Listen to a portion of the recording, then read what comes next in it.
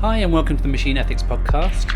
This time we have a bonus episode from ORGcon in London, which is this year's Open Rights Group conference. We've also been recording our next interview podcast, which will be out very shortly, so look forward to that with Rob McElgrove. As this podcast is a pop shop podcast from ORGcon, expect very choppy audio quality. We start with a short snippet from Edward Snowden. You can find his longer talk on the Org YouTube channel, which I'll link to on the description on the website. I catch Jack Paulson, ex-Google employee, talking about whistleblowing from Google.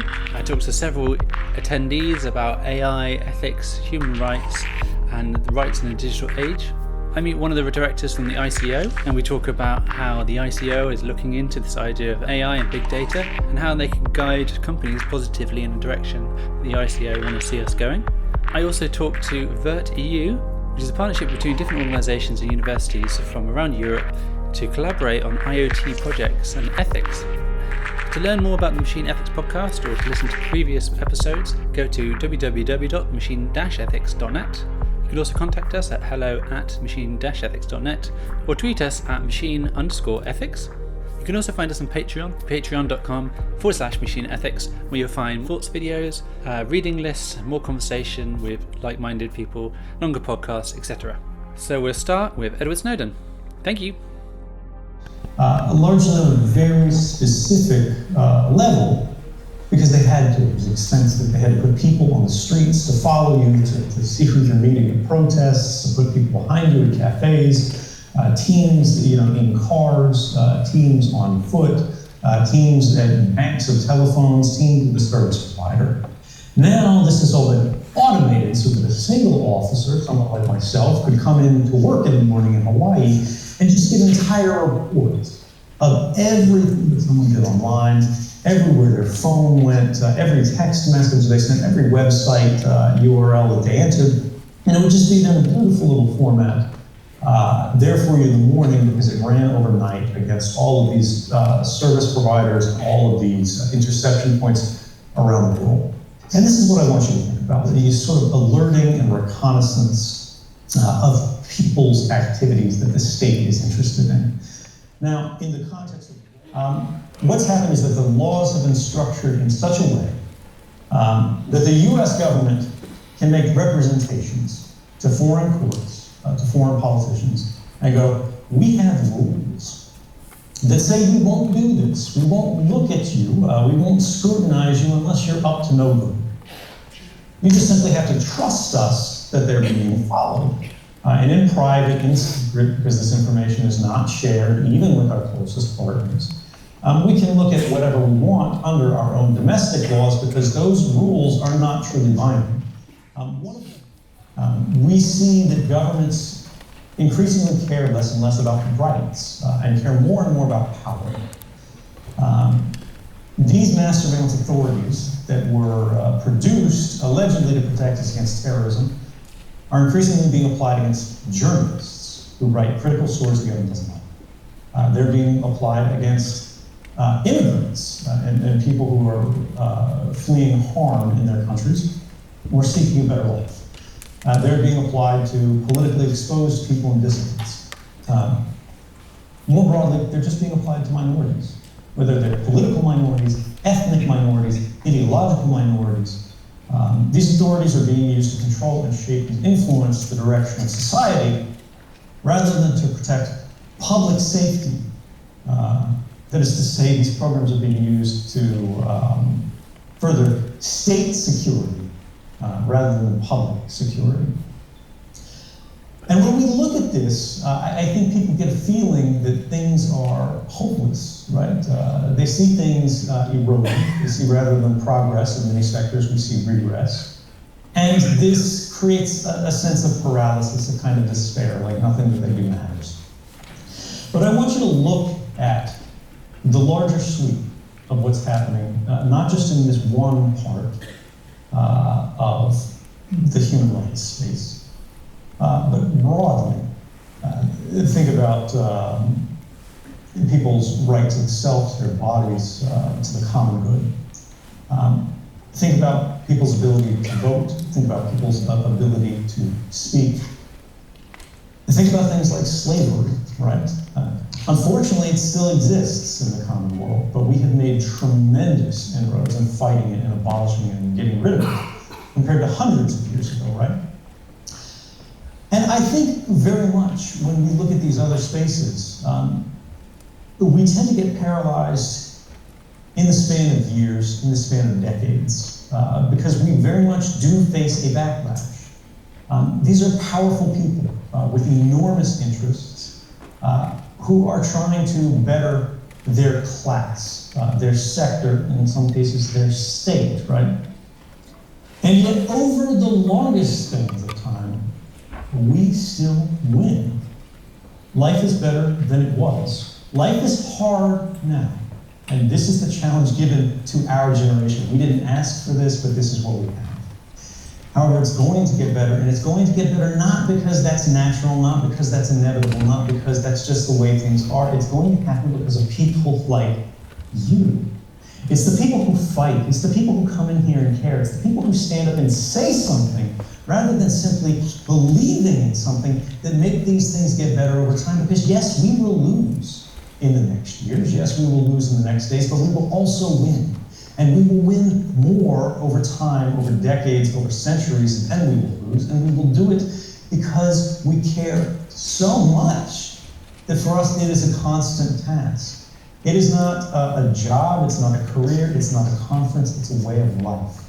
It's a system of beliefs that is sustained not just by the individual, but by the community, by the fact that people like you come together in rooms like this to make things better. And I think over time, you will prove to your children and all the people who come after us, all of our children, that what we did mattered, and what we did will be remembered, and that what we did makes the world, makes humanity something that we can be proud of, even if in the moment, even if in the politics of our time, even in the context of these headlines, we realize the dangers are real, but that's why we do what we do.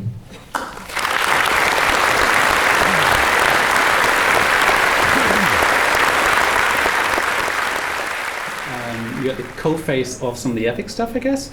Having an angle. Oh, yeah. But also you have the technology, the chops, let's say, the tech chops. You have the skills and the experience on the tech side as well, right? Yeah, I mean, there's always a sense of never having enough, and there's always like a hierarchy that develops, and unfortunately you get too into technical chops, and essentially nobody feels they have a right to speak because there are more senior people who may disagree with you, and they take the technical expertise and try to convert it into policy expertise. Yeah. And actually core ethical expertise. Which maybe doesn't translate so well. Right. Yeah. And it turns out they're also making way more money from the thing too, so maybe that colors their ethical take. Do you think on that, is anyone doing that well? Like, is anyone coming out and going, these principles actually do make sense and do reflect what maybe the company is about and what they do internally? Or is that just kind of... Yeah, I mean, a lot of very smart things have been said, and I don't think I'm going to say anything much smarter, but I could point to a very interesting exchange. So I was at an ethics conference at UCSD on the ethics and policy implications of big data. Right. And what was fairly unique about it was that it was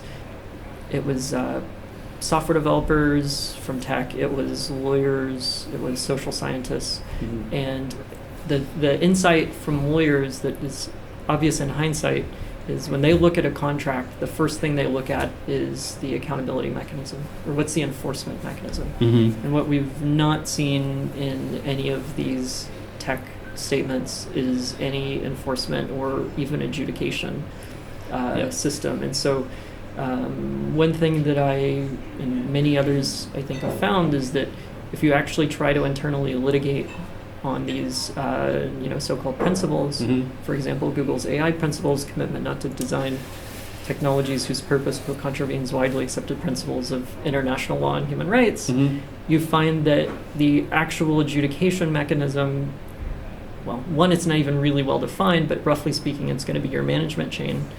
And at some point, any of those people can just say, no, I disagree. Yeah. And even if you know it's a clear violation, even if the entire public community has decided this is unacceptable, they can just say no. And so what are you left with? Like, what does the principle actually mean? Yep.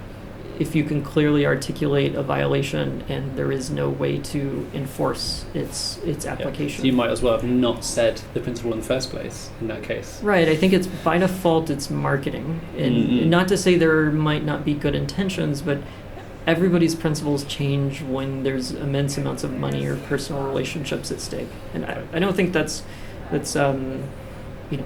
unpredictable. I mean, a good example would be like sexual harassment allegations. If you see someone else be quiet, it's pretty obvious it's wrong. But if it's your friend that did it, then you're gonna think hard, and maybe you side the right way in the end. But things are hard when it's your own relationships and resources being put at stake. And I think one has to understand just how much money and resources are at stake for the tech companies. Like if you talk about the ethics of entering a market like China, I mean that's that could be a quarter's growth. So fundamentally, as a CEO, that might qualitatively change what your relationship is with the company. Yeah. You mentioned this idea of ethics getting bounded around in different places during your talk, in the questions session. You were referring to a talk that Dame Wendy Hall made, yes. Briefly. Yes. Do you think that... This is public, by the way. The conference was Chatham House Rules, but she published her talk. She published her talk. Correct, thank you, yes. So you mentioned that she has this kind of relativism sort of thing going on, right. The relative ethics. Yeah. Do you agree with that sort of stance? Yeah, so before the conference even started, I was very concerned because the entire call only talked about ethics and there was no mention of human rights, or what I understand is the more European take of fundamental rights. And so the obvious pitfall, and I would quote Philip Alston on this, who's the UN Special Rapporteur on Poverty, who said, the whole reason human rights exists is to prevent relativism and to have enforcement mechanisms. Like that is what international ethics is when you do it properly. Yeah. And there's a rabbit hole one could go down of how globally equitable human rights is, but I think at the moment this is what we have, and until we can replace it, I don't think the traditional global south argument is sufficient to say we should no longer talk about human rights. Yeah. By all means, let's talk about a replacement, but until then. Yeah, we can upgrade it, right? Yeah. And maybe some human rights experts are screaming right now, but I think, there's a deep understanding that ethics, almost by definition, is something you debate that's relative, that is not enforced with law. It's more of a social contract. Yeah. And I think there's a place for that, but the foundation that should be underlined and not implicit is human rights exists, and it's important in international contexts. And that concern was just completely borne out in this talk, which said ethics is relative. We need to accept that China doesn't value freedom of speech, and that their concern is a revolution, and we just have to accept that that's going to be the thing they're going to try to prevent, which is another way of saying they will suppress any political organizing and democracy, which now you're sort of openly admitting you are okay with building technology to suppress political organizing and dissent for such a nation. And I find that a little hard to swallow. As well as, I'll also stand up for my extremely talented ethics colleagues and social scientist colleagues who were described as easy to hire, and that, the real challenge is hiring AI professors.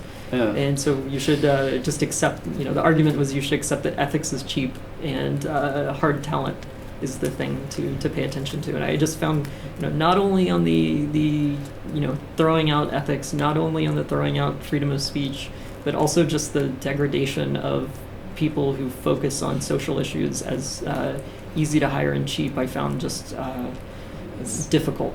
Yeah, it sounds to me quite derogatory, right? That's like you're saying that they are not as useful, not as needed, not as something you can look at down the road. Yeah. Yeah. That is unfortunate. Yeah. So, to engage in sort of proper debate and always talk about the best version of someone's argument, there was a principle which I think was pretty widely agreed upon in the audience, which was that right now Europe is a customer and it needs to become a driver as well. And as long as you're a customer, you will be subject to the ethics of whoever's technology you need to purchase. And right. I think I actually fully agree with that. And I think there is a case to be made that if you only talk about ethics, you're in trouble. I agree, but to say that everything is relative, I view as actively harmful. Yeah. So I think Canada's in a similar position. I haven't heard Canadian discussions on what it means to reinvigorate its tech scene as opposed to just adopt American technology. But surely, with the protests on like Sidewalk Labs, we see that there is a viewpoint that you are being forced to, not without pushback, but you're being asked to adopt the privacy stances of foreign companies. Yeah. And in terms of what you're doing now, like how does all this thinking come into play and with what you're doing and going forward with your organization? Yeah, so for about 8-9 months, I have spent a lot of time learning, and by no means am I an expert, but I've definitely know a lot better what it means to speak out and how you do that. And partly that's because other people helped me. And there is a question of how is it that you enable a safe space for someone to reach out to someone who understands what the process actually is. What does it mean to be effective? How do you talk to a reporter in practice? Like, what can you negotiate?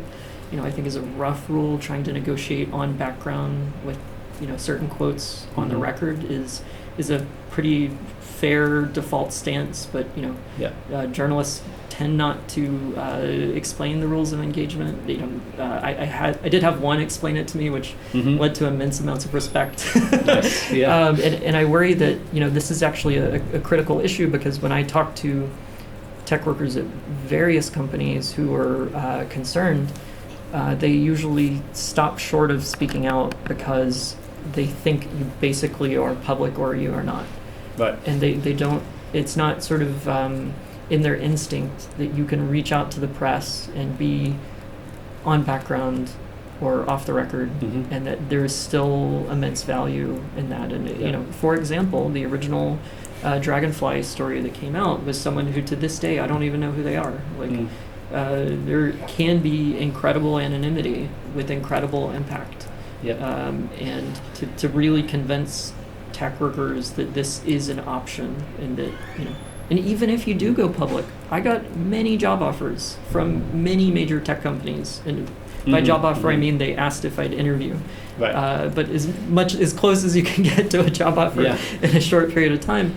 And that was a huge surprise to me. And I think blacklisting isn't actually a thing if you're speaking out on principle, except maybe at the company you spoke out against. And that other companies understand, in so much as you're actually speaking on principle as opposed to just disclosing trade secrets. Yes, there's the distinction there, I guess, So whistleblowing versus leaking, and I think if you walk that line, the notion of a blacklist is much less rare. That doesn't mean somebody's not going to get skittish. That you might cross that line with them, given that your press relationships. But on the whole, I've actually found it's been pretty liberating as opposed to constraining. And what you're doing now is partly enabling people who might want to speak out, or well, I mean, to even assume press attention is the only way, I think is can be damaging. And partly that's why I think just thinking of only speaking to a reporter is also a problem, because if I was to give a brief overview, I think if one looks at the history of extremely impactful protests and organizing, one can look at an organization like ACT UP, which is the AIDS Coalition to Unleash Power, which I think pretty objectively saved millions of lives through accelerating FDA approval of AIDS medication. Their tactics were pretty clear, which was always have people on both the inside and the outside of an organization, where the people on the inside are organized and consistent in their messaging. They're very reasonable people who you can negotiate in a very calm manner with, and then there are people on the outside who act more as the radical attention seekers and who are more aggressive in their criticism. And when you couple, these two sides of a campaign, you have not only public attention, which can be used to validate and make the internal campaign look more reasonable. You can also have cross-fertilization. These things are symbiotic as opposed to competing. And I think most people want to think of these as a competition, because I think the usual framing here is someone is a tech worker at a tech company, and if someone says you should speak out, they may feel personally attacked because they feel their integrity is being impugned because of the fact that they chose to stay and remain at the company. Right. By no means do I feel that way, but I think there should be people on both sides, and we should prevent firewalling of core ethical decisions. And encourage inter-company organizing tactics being shared and disseminated. So if someone listening to this podcast maybe works for a organization that maybe they are excited to be working for and they love their job, but they don't necessarily agree with all the practices, and that some of those practices maybe are somewhat damaging to civil society, let's say, and they acknowledge that, they don't necessarily need to quit their job and be bereft tomorrow. They could, they have options, and they could maybe, slowly help make the change that they want to see within the organization as well. Right. Yeah, and if they do want to reach out, I think it's important to, at a high level, distinguish which category of criticism or concern you have. And I think somewhat of a hierarchy of, human rights, if it applies, you should preserve that understanding and that framing. There's also, more abstract ethical complaints, which I think is a, if it isn't a human rights concern, then you try to keep it in ethics, and then sort of the no man's land as if it's just a pure political complaint. Then I think you're going to have a hard time if you're just speaking out on those grounds. And so, if it is a human rights complaint, then you should definitely reach out to human rights organizations. They are used to working with people in confidence. They are smart places, and they are the relevant party in terms of who to reach out to, which isn't to say that, that might result in reaching out to journalists afterwards, but strategy is immensely important with press, and by no means do I claim that I'm good at it, but I understand that it's important. And, going through media training, recognizing that, when you speak to the press, you probably want to try and speak to multiple people in a smart way. These are all things that that you will only learn if you don't just immediately contact one reporter and just kind of fire and forget from there. Yeah, awesome. Thank you so much for your time. Is there anything else you'd like to leave us with? Yeah, so I hope to be able to say a lot more on maybe more concrete action and space that I may be able to provide to ease these sorts of processes in the future. Because I think right now, there are organizations like the Signals Network that are trying to set up sort of the full protection mechanism, if you will, and strategy for whistleblowers. There are places like human rights organizations. It would be great if there were combinations in the tech industry of these different expertise to both protect and enable tech workers with serious ethical and human rights concerns. Nice. Thanks. Super. Thank you very much. Yeah, my pleasure. Yeah. So, in reference to the encryption dilemma that Snowden was talking about earlier in his opening talk, and there was a question about that. So there's this conflict that you're saying about maybe these are useful things for the government to do to get information from our conversations, but also it's a battle against like our right to freedom of speech or privacy. Absolutely. And all that sort of stuff. And I guess it is, how do you find a kind of a balance with that? Because that's really, really tricky. And that's, I kind of wince when I'm saying is that there's positives about this data being accessible. And I guess for me, that I don't have anything to hide, but it's human rights and it's about my information. But also I live in a big city, and there's something about sort of, I guess, this information being used for protection as well, and that makes me feel quite uncomfortable. But so I mean, I don't know where to go, but it's about how do you find a balance between that and something that I guess will appease people but not be abused. And I guess it's also the other dilemma of, because I did think when that Cambridge Analytica thing, I thought I'm just going to come on Facebook. More in dispute as much as anything. And have you? No. But I hardly use it. But still, it's kind of like just shoving loads of stuff in my face every time I go on it. But I mean, what was the impetus to stay on Facebook, given that? Because I have friends that I don't see, that I've met through travelling the world, that I wouldn't have contact with probably otherwise. Because I'm not likely. It's really nice to kind of be reminded of something. This is really, it sounds so trivial, that someone's birthday, of a person that I met in a bank in Venezuela in, 2010 or something, that we just had this. It's just that's what Facebook is for me, really. And also, I guess it is about, I know the whole echo chamber thing, but it's quite nice of people I respect that are maybe involved in politics, that are friends of mine that I don't see regularly, and to kind of get a sense of what their views on things. That's important for me.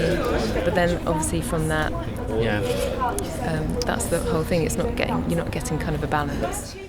Digressing slightly, but the social media thing, a lot of kind of my work with clients is about how that impacts on their mood. So actually to really cut that down has a positive impact on people's general sense of well-being. Yes, indeed. It must be a cause of a lot of the people's anxiety. Absolutely. Yeah. I mean, if you kind of want to, it's kind of what people, it's the whole thing, the way they want to be portrayed, and a wonderful, happy life. Okay. So you're saying that the ICO has this framework that they're building to recommend for something that you're expecting companies to do as they're working with personal data. Yeah, the AI audit framework we're developing should really be a tool that will guide organisations with their compliance to the GDPR. So it's to enable them to actually get data protection right in practice with AI, because there's been a lot of talk about how does AI actually interact with the law in practice. Is the law too prescriptive? How do you actually do explainability, transparency in these very complex situations? So we're actually working with experts, getting a lot of input from areas like the Alan Turing Institute on the transparency aspects, etc., to provide a toolkit, which is probably going to have to iterate and develop over time as we learn more. But it will also be a baseline for our investigators to use as we start to get complaints about people who've got concerns about how their personal data has been used by companies or public sector bodies with AI technologies. But the idea behind it as well is not just to say don't use AI systems with personal data, but it's inevitable, it's going to happen. So how do we actually get alongside it? So at that point you can swoop in and go, well, have you done this baseline? Yeah. It's a starting point then for us as an investigation. And also it helps the company demonstrate to us perhaps more readily that they can show us their homework more easily, which makes the world of regulation work more effectively as well. Because as a regulator, we're supportive of innovation if it's done in a privacy-friendly way, respecting data rights. Nice. I think you're wanted now. Is that right? I've given you a little bit. That's great. Yeah. Thank you very much for your time. Do you think they should be educated then? Or there should be some sort of citizen, leveling up in that way? Yeah, I think there needs to be a level of education there. That isn't happening. I mean, even still in schools, kids don't learn how to code in all schools. They're starting to introduce it, I guess, but it's not really coming in fast enough. It should have already been there for, the millennial generation, if you want to call them. I think I don't know if you're a millennial, presumably, but we sidestepped all that in formal education anyway. It just wasn't there. Yeah, definitely. It didn't even seem like an option really, or why would we want to learn it? We thought that that was for the kind of computer people who were really techie. They want to study computer science or something. But even computer science, people didn't really understand what it was, I think, in school. So and do you think that given maybe they know something about the technology now because they have some of these things in education, but you were alluding to the fact that maybe there's a piece missing there about maybe their personal data, their personal information, or maybe just like their rights, like as a citizen, not to be snooped on constantly? Or is there anything else that they need to be taught as well as like basic coding stuff, do you think? Yeah, definitely. I think there's a huge lack of information around human rights in the digital sphere. I think it's really relatively new. I don't think it's something that most people think about. What rights they have, how their rights might be infringed upon. So I think it's something that there needs to be a lot of education around as well. Even the fact that in the EU we have the right to be forgotten, but that's still very much being drawn up in terms of how we can use it, and as it was said in the last talk as well, in terms of how that's being driven at the moment by kind of people who, maybe PR managers or lawyers and things like that. So it's about people kind of taking ownership over that, and realising what tools are out there for them to use, which at the moment people don't really understand. Yeah, and it's not like every service has the same way of doing any of this stuff as well, which is difficult. Yeah, there's very little transparency. It's very opaque. If they have a post that's taken down or something, people don't really understand how they can appeal. There's not like a hotline, Twitter hotline you can just call up and say, excuse me, how can I, do whatever, get my account reinstated or whatever. That doesn't really exist. So that's So what are you envisioning seeing in these elections, or like what? How does your how does disinformation come into the play with? Yeah, it's kind of the same framework as the US. I mean, we're very close and we share a lot of the same ethics and morals to a certain extent. Okay. So yeah, it's a lot more of freedom of expression. There hasn't been anything like the white paper on non-harms, not as of yet. I don't think that's kind of our culture. You know what I mean? It's somewhat similar to freedom of expression of the states. It's pretty similar, but we have our own political election campaign similar to kind of that bill, the Honest Ads Act. So it's mirroring that, but whether or not it will actually catch anything is kind of what I'm just kind of waiting and seeing at this point. And then you can do a moratorium, like a post-mortem, after the fact. Yeah, exactly. So, I mean, it's unfortunate my dissertation is due on the 3rd of September, so our election isn't really until October. So I'm kind of just hoping I can catch a little bit of something as things kind of pop up. So it is nice for me because I'm like, all right, I get to just wait and see what happens in Canada. Just because, like I said, things are eventually going to kind of pop up, and whether or not that mechanism, that like reactionary measure, is even going to do anything, or to what extent it'll affect that election outcome is kind of something that's kind of quite interesting to look at. So is it that they have some mechanism in place, like loosely, it's to combat that sort of It's thing? more so that political ads type of issue, like in the earlier, I think it was the first talk of today about banning political ads itself. And for me, I'm a human rights person, so I get a little squeamish on stuff like that, more so just because obviously expression is everything and anything. To an extent, obviously. There's obviously restrictions and limitations, so kind of framing these everyday issues into a human rights framework is quite interesting for me, because the practicality of things is quite interesting to see if it can fit that mold, especially with misinformation with companies and stuff like that.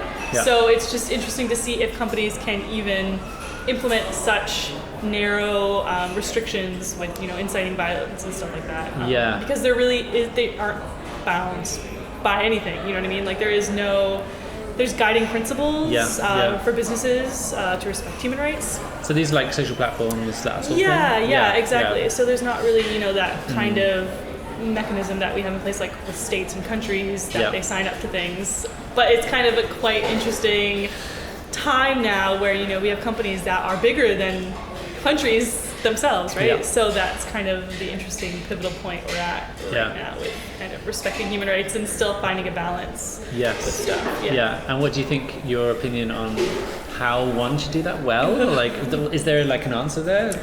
I don't know. That's the thing that's quite interesting right now, is I think it's all like trial and error. And I think it's difficult to say because, a lot of companies like Facebook, try to just be so reactionary to things. And I think the importance of kind of collaborating between different intersections of society, like we need to have those lawyers in place looking over these algorithms, looking over the platforms and how they do things, because it's without those people that piece is missing from that puzzle. So lawyers looking at the implementation. Because I'm from the implementation side as well. So do you think those people would have to be upskilled almost in the technology side as well? Yeah, I think that there needs to be, like I said, a lot more like collaboration. Right.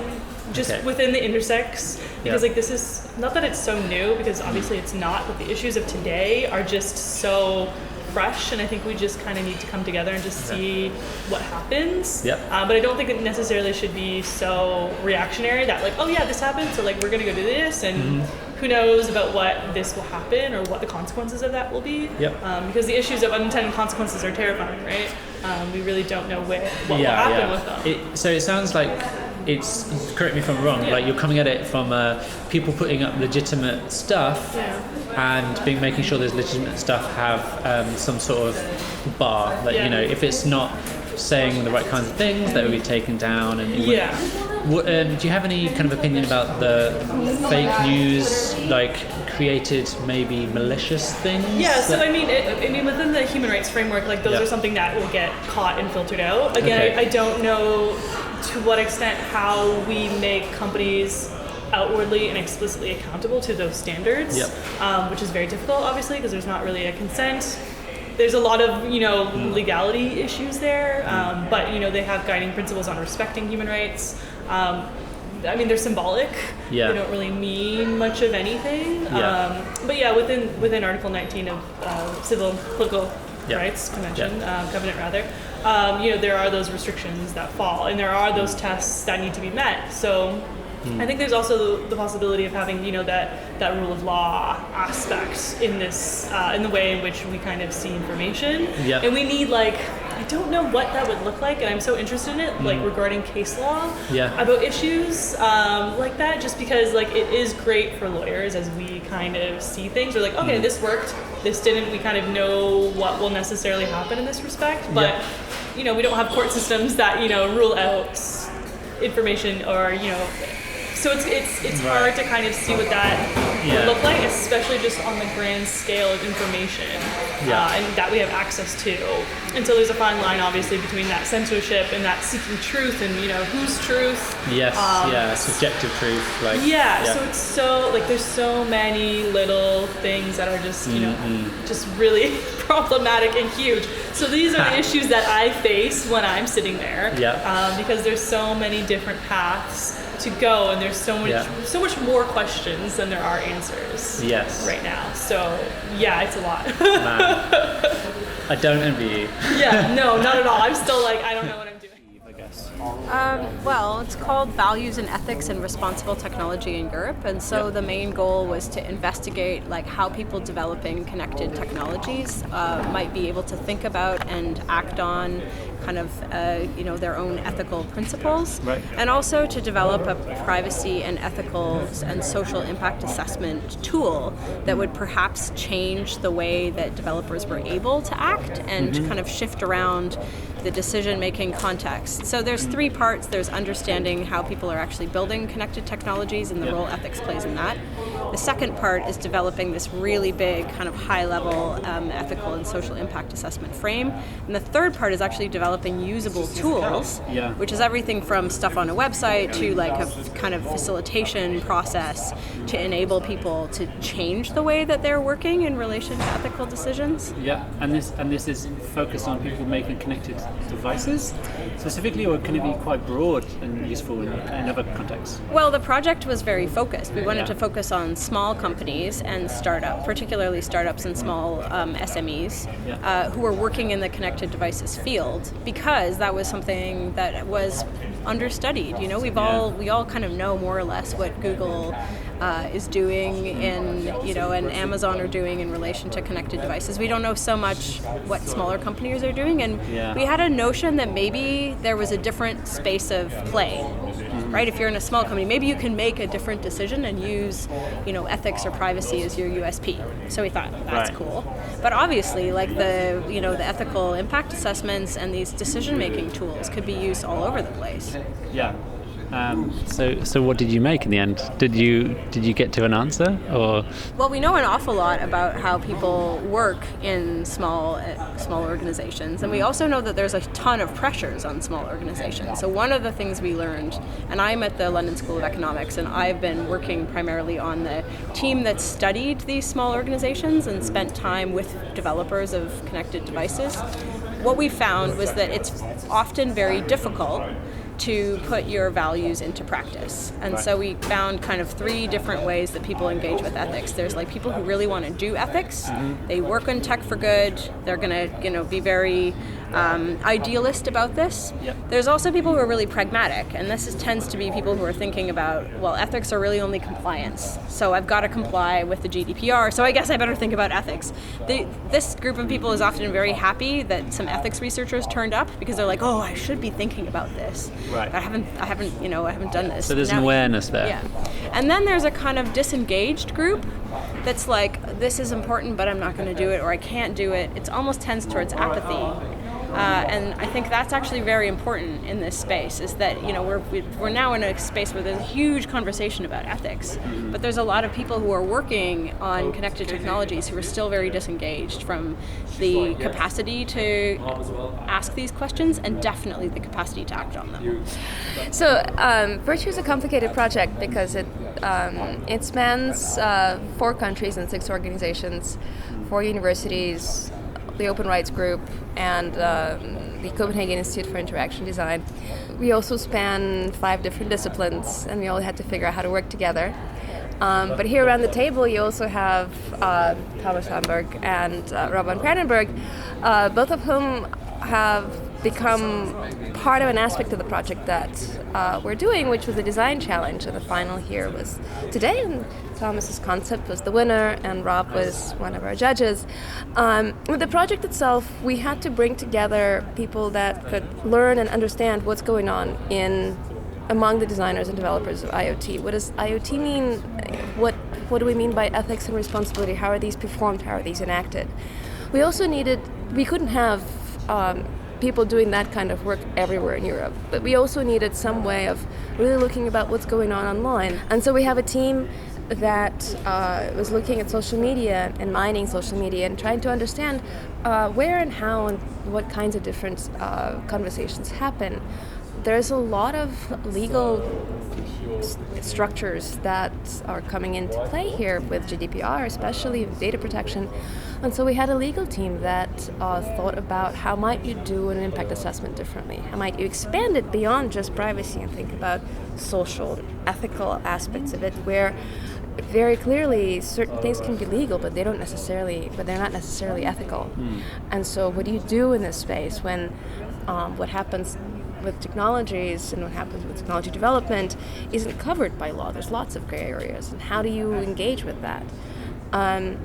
At the same time, have Open Rights Group, which is an advocacy and policy organization that can take some of the theoretical and some of the conceptual ideas and try to translate them to be more understandable and kind of closer to the ground, closer to what's actually happening and what might be relevant to people that are in this.